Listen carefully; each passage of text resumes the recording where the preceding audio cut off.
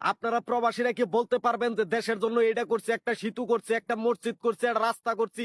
হ্যাঁ, যা করছেন তো নিজের স্বার্থের জন্য করছেন। কামলার মুখে এত বড় বড় কথা মানায় না, বুঝছেন নি? আপনারা রেমিটেন্স না দিলে কি তাই কি বাংলাদেশের মানুষ চলতে পারবো না? আমি পাঠামো রেমিটেন্স, আমি পাঠামো, আমি বাংলাদেশ চালামো। আমি যদি বাংলাদেশের সরকার থাকতাম, সবার আগে প্রবাসীকে বাংলাদেশে যাওয়া আমি বন্ধ করে দিতাম। বড় বড় কথা বলেন। হ্যাঁ, ফিজি প্রবাসী টাঙ্গাইলের ছেলে, সাদা সিধা মানুষ। ওকে গালিও দিব না, ওকে কিচ্ছু কমো না, শুধু প্রবাসীদের উদ্দেশ্যেই বলবো, ভিডিওটা এমন ভাবে শেয়ার করা হোক যাতে ওরে ধরতে 2 দিনের বেশি সময় না লাগে। আর আমরা প্রবাসীরা কি পারি সেটা ওকে বুঝিয়ে দেওয়া হোক।